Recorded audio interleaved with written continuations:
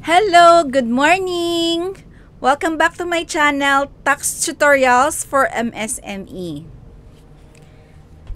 Ang aking tutorial video ngayon ay para sa mga professionals, self-employed individuals na nagpa-practice ng kanilang profession. Either may license from Professional Regulation Commission or PRC or profession in general, yung walang mga PRC license. Pwede yung mga freelancer. Katulad ko, pwede ako freelancer. Mga vlogger, gan, pwede sila. Walang license. Mga social media influencers. Mga profession in general. Kapag yung isang taxpayer ay professional, ang sinasuggest kong tax rate ay 8% income tax rate or graduated rates with optional standard deduction. Kaya bago tayo mag-file ng quarterly percentage tax, mag-evaluate muna tayo kung saang tax regime makakatipid ang ating taxpayer. Upon registration, ang ating taxpayer ay nag-opt na ng 8% income tax rate. So, sa kanyang Certificate of Registration or BIR Form 2303, ang kanyang tax types ay income tax lamang na payable every quarter and annual. Ang gagamitin nating forms ay 1701Q at saka 1701 or 1701A. Anong difference ng 1701A sa 1701? Ang 1701A ay dinevise ng BIR para sa mga self-employed individuals earning purely from business or from profession. Na ang tax rate na gagamitin ay 8% income tax rate at 40% optional standard deduction. Kapag mixed income earner, ang dapat na gagamiting form sa annual ay 1701. Dahil sa 1701, may part doon para sa compensation income. Sa 1701A, walang portion doon para sa compensation. So, from business and profession only. Sa tatlo, sa profession, sa business, mixed income earner, 1701Q ang gagamitin. Sa ating example ngayon, ang ating taxpayer, narito ang kanyang record sa kanyang income book. Ito'y galing sa mga official receipts.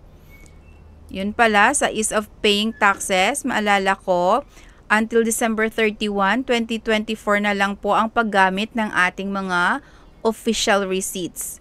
Kailangan lang po i-crash out yung official receipt na name, then change to service invoice.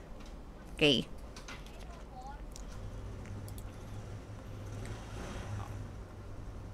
So, dito tayo sa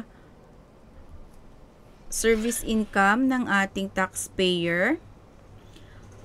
From January 1 to March 31, 2024, siya ay naka-earn ng 251,827 pesos. Before ma-release ang kanyang payment, ang kanyang customer ay nag-deduct ng expanded withholding tax. So, may deduction siya at binigyan siya ng BIR Form 2307. Huwag po matakot kapag may deduction ang inyong payor kasi yan po ay magagamit as tax credits pangbawas sa income tax due. Kasi yan ay ina-advance na ng withholding agent sa Bureau of Internal Revenue. O, syempre, dapat i-report mo din ito kasi reported ito ng iyong payor bilang withholding agent. Yan yung responsibility ng mga payor as withholding agent. I-deduct sa income payments and then i-remit sa BIR. Tayo naman na makakatanggap ng BIR Form 2307, yan ay magiging tax credits natin kapag sa quarterly income tax or sa annual income tax. Ang kanyang service income minus expanded withholding tax, ang kanyang cash received ay 233,500 na lang. So, alin yung basis ng ating gross sales? Ito pong 251,827.48 centavos. Every year, meron tayong exemption na 250,000. Itong 250,000, kapag ginamit sa 8% tax rate, ay ibabawa sa gross sales. Kapag naman sa graduated rates, sa taxable income. Yung ating taxpayer ay binawasan ng 5% at 10% na expanded withholding tax. Dito na tayo sa gross sales natin. Ang gross sales natin is 251,827. Ni-round off ko na lang siya. Kapag 8% ang pinili nating tax regime, ang computation ay gross sales less allowable deduction na 250,000 pesos. So, in excess of 250,000 pesos, ay taxable na siya ng 8%. Okay, sandali. 1,827, yan po yung taxable income. Yung tax rate natin, 8%.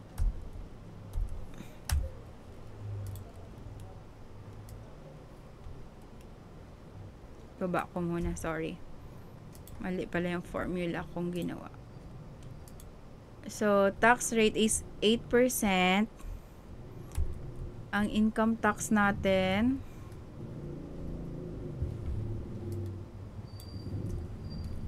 alisin ko muna.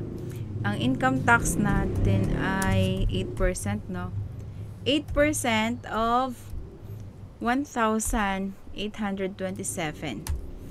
146 lang and 16 centavos ang income tax. Less tax credits.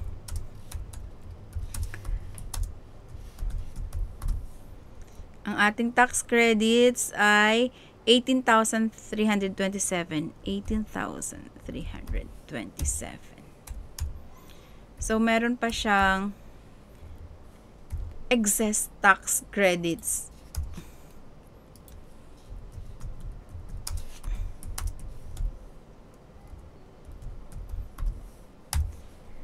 Ito pong tax credits, kailangan po itong gawan ng naging dollar na. Kailangan po itong gawan ng Summary Alpha List of Withholding Taxes. I-submit sa e-submission para makareceive ng validation report. Itong SOUT ay may separate video ako na ganito lang ang tinatakal SOUT. At pagkatapos na makareceive ng validation report, ang SOUT ay at ang mga BIR Form 2307 ay dapat i-submit din kasama ng 1701Q kung may babayaran sa bangko. Or kaya kung walang babayaran, pwedeng i-file lang ang 1701Q sa EBIR form or sa EFPS. Then, ang attachments ay i-submit sa Electronic Audited Financial Statements. Meron na rin akong tutorial para dyan sa EAFS. Nasa aking channel. So, dito sa 8%, meron pa siyang tax credits. Punta tayo sa graduated rates with optional standard deduction. Based on gross sales din ang ating graduated rates optional standard deduction. Ang kanyang deduction ay 40% of gross sales. So, 100,730.80 Gross sales minus 40%, ang ating taxable income ay 151,096 pesos and 20 centavos. Ang ating tax rate for taxable income 0 to 250,000 ay 0%. So, wala tayong tax due kapag ginamit natin yung graduated rates optional standard deduction. Pero, kapag ginamit ang graduated rates optional standard deduction, kailangang magbayad ng quarterly percentage tax.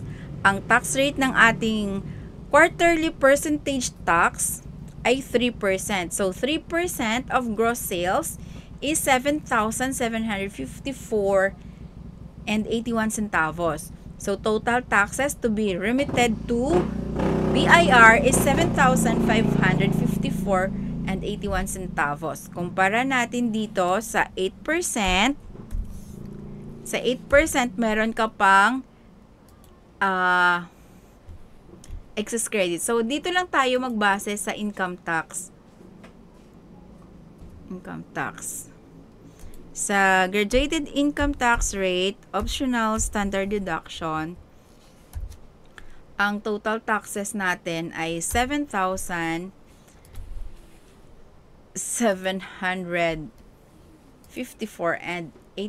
centavos. Kahit i-multiply pa natin yan sa annual, mas malaki pa rin ang bayaran sa graduated income tax rate versus 8%. So, mas maganda na piliin ang 8% income tax rate. Kung gusto nyo pong mag-consult sa akin kung anong magandang tax regime ang nababagay sa inyong line of business, pwede po kayong mag-book sa aking online booking app. Makikita ito sa aking FB page. Pag nag-open ka ng aking FB page, dito, meron ako dito. May appointment ako dito. Click lang po itong calendar para mag-book sa akin ng consultation. Consultation, one-on-one tutorial ng VAT, one-on-one tutorial ng non-VAT. Nandyan na rin po yung rate. Para sa mga hindi naman afford na mag-book ng one-on-one tutorial, pwede po kayong mag-chat sa aking FB page at i-assist ko po kayo. Sisikapin ko po ang masagot lahat ng inyong mga questions. Huwag lang po nagmamadali kasi meron din po akong trabaho. Thank you sa pag-follow at pag-subscribe sa aking channel.